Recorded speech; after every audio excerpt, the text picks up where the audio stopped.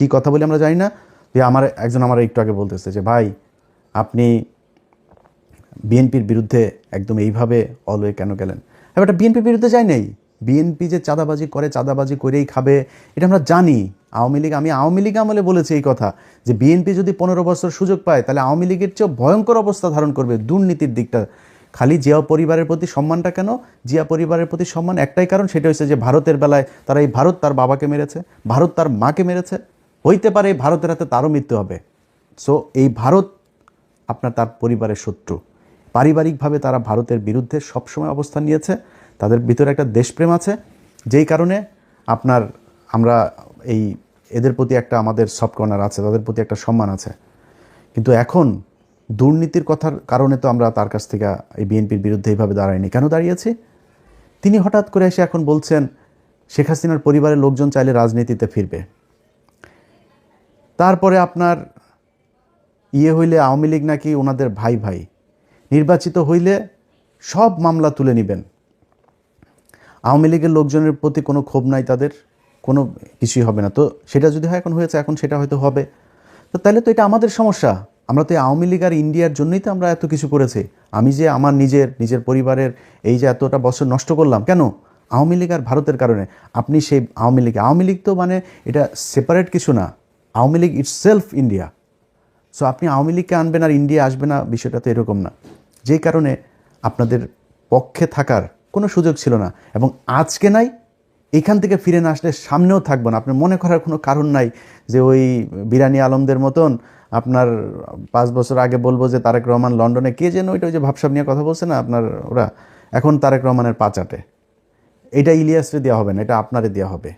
এই ইলিয়াসের পেটের মধ্যে হারাম ঢুকানো বহুত কঠিন জিনিস।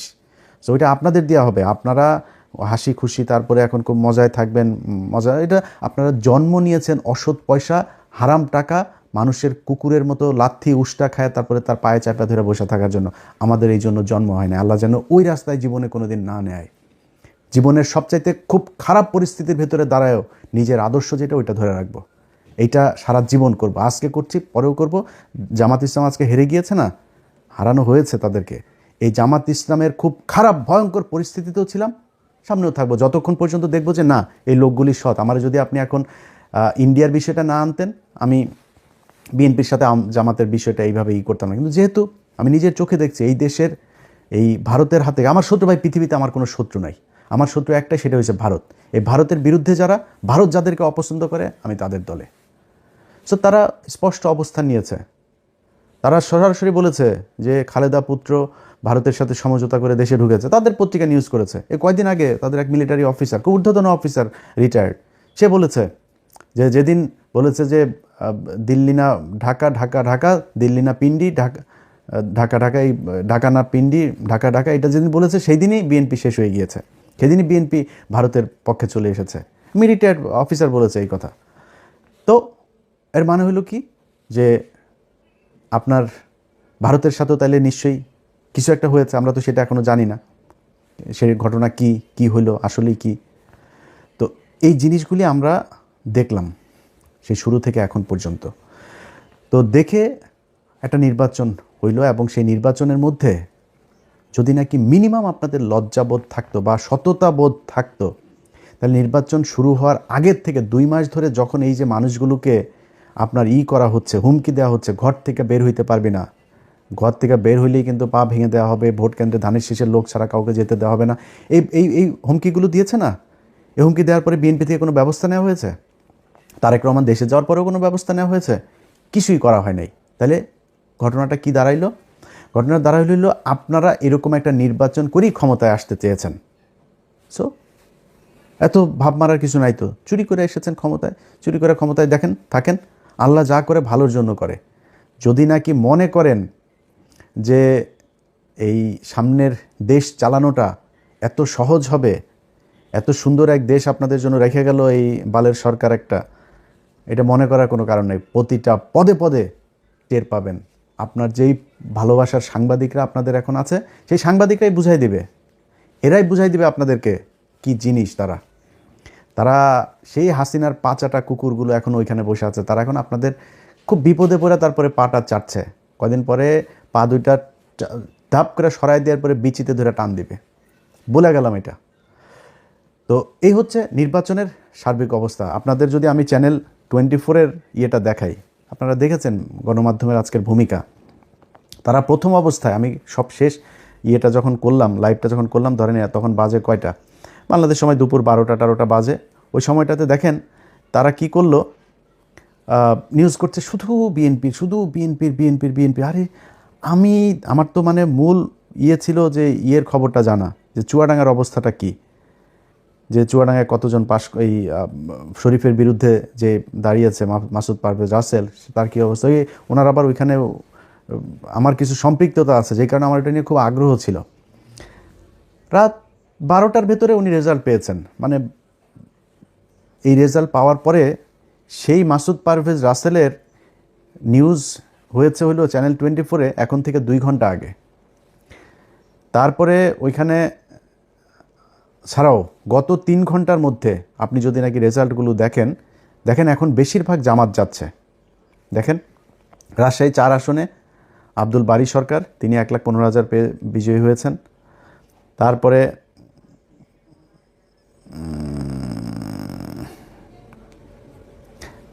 ধরেন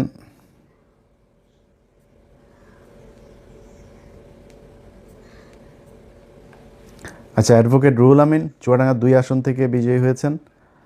তারপরে হইল গিয়া রাজশাহী 1 আসনে বিজয়ী হয়েছেন মোহাম্মদ মুজিবুর রহমান, 1,71,000 ভোট পেয়েছেন। মোহাম্মদ আফজাল হোসেন কুষ্টিয়া 4 আসনে পেয়েছেন, 2 ঘন্টা আগের নিউজ। কুষ্টিয়া 3 আসনের বিজয়ী হয়েছেন মুফতি আমির হামজা। তারপরে ঢাকাতে দেখেন, ঢাকাতে এই খবর তারা বহু আগে পাইতো, ঢাকার রেজাল্ট বেরোতে কেন এত সময় লাগবে। আতাউর রহমান বাচ্চু নড়াইল 2 আসনে পেয়েছেন দাঁড়িপাল্লা। তারপরে আপনার নামগুলো মনে রাখেন। তারপরে দাঁড়িপাল্লার অধ্যক্ষ আব্দুল হালিম বাগেরহাট 4 আসনে পেয়েছেন।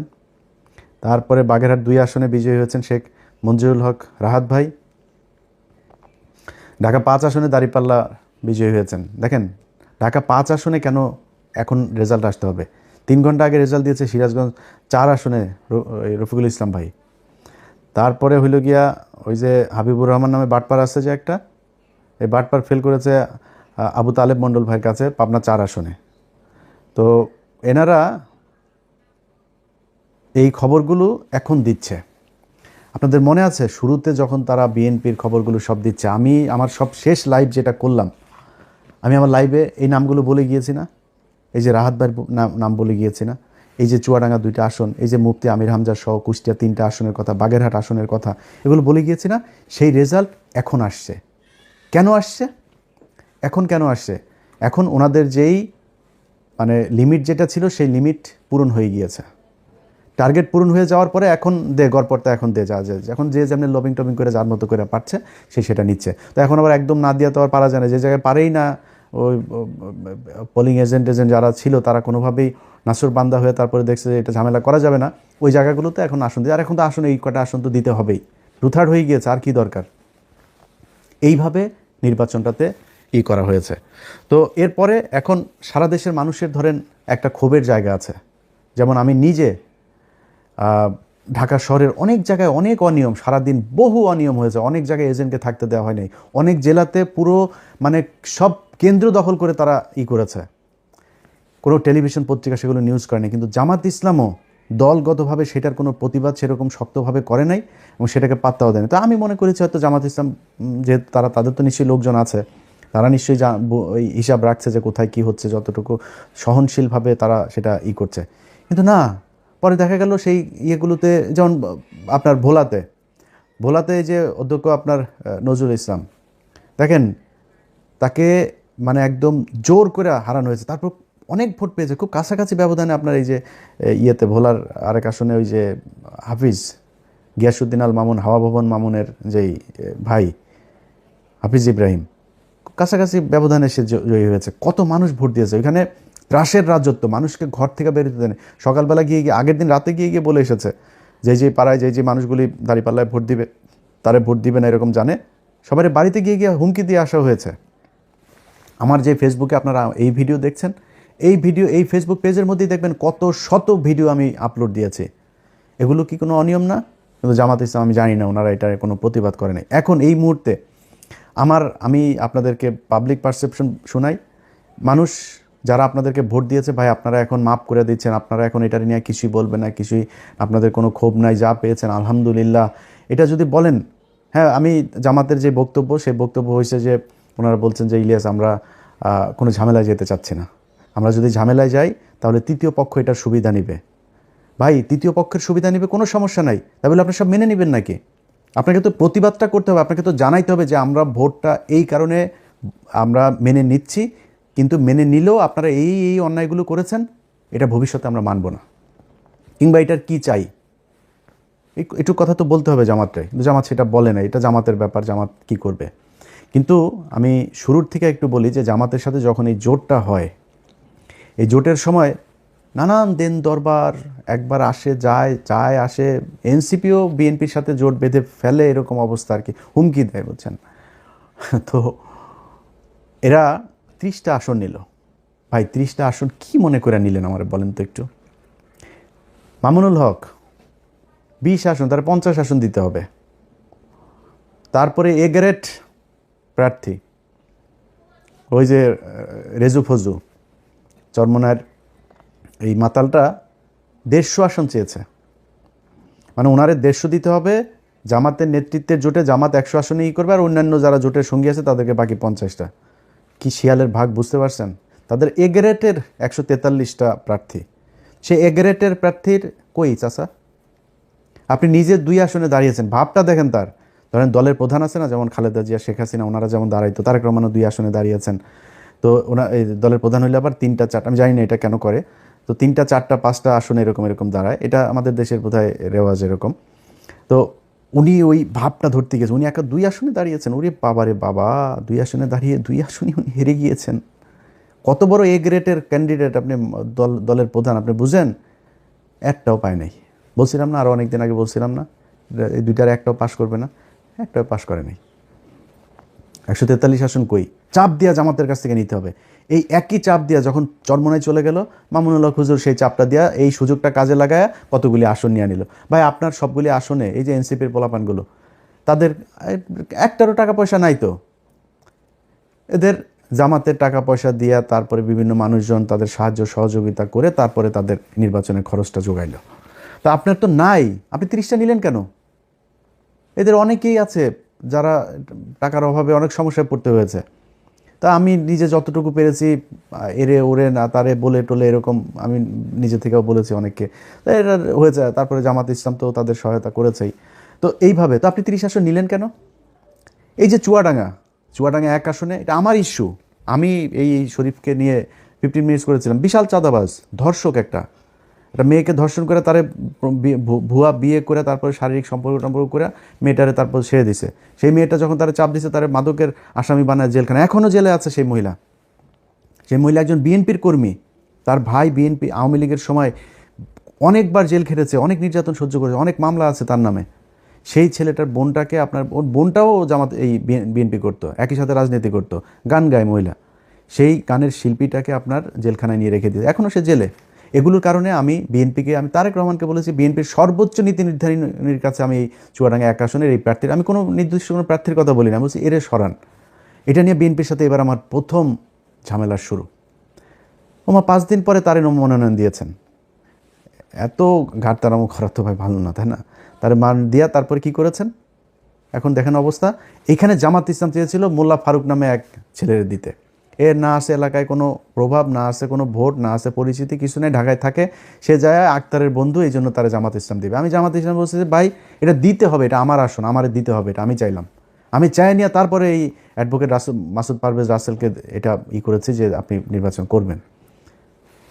বিশাল ব্যবধানে জিতেছে সেখানে চুয়াডাঙ্গা 2টা আসনই জামাত পেয়েছে, সেখানে নিয়ে দেওয়া হলো। ওখানে যদি ওই ছেলের দেওয়া হইতো 100% সে হারতো। আমি আলেম সাহেব নাম বলে আর চাকরি হারাইতে চাই না, আলেম সাহেব আপনার জোটের সঙ্গী বিএনপির প্রার্থীর কাছ থেকে মাত্র 1 কোটি টাকা নিয়েছে, 1 কোটি টাকা নিয়ে সিট বেঁচে দিয়েছে তিনি। ঠিক আছে ভাই আপনি করেন, আমি আমার মতো চুপচাপ থাকবো, এই হইল অবস্থা। তো আপনারা এই যে এতগুলো আসন নিয়ে তারপরে জামাত ইসলামের এটারে নষ্ট করলেন, এটা করা তো ভাই ঠিক হয় নাই। এটা করাতে আপনারও ক্ষতি হয়েছে, তাদেরও ক্ষতি হয়েছে। এই যে আজকে মামুনুল হক তিনি আপনার করছে, এই কান্নাকাটি করছেন, এখন তারা জোর করে করছেন। ভাই আপনার তো লোক নাই। আমি ঢাকা শহরের মতো জায়গায় অনেক জায়গায় শুনেছি যে মানে বেশিরভাগ সব জায়গাতেই 3 জন 4 জন করে তাদের লোক, এখানে এদের 1 জন লোক, কোথাও লোকই নাই।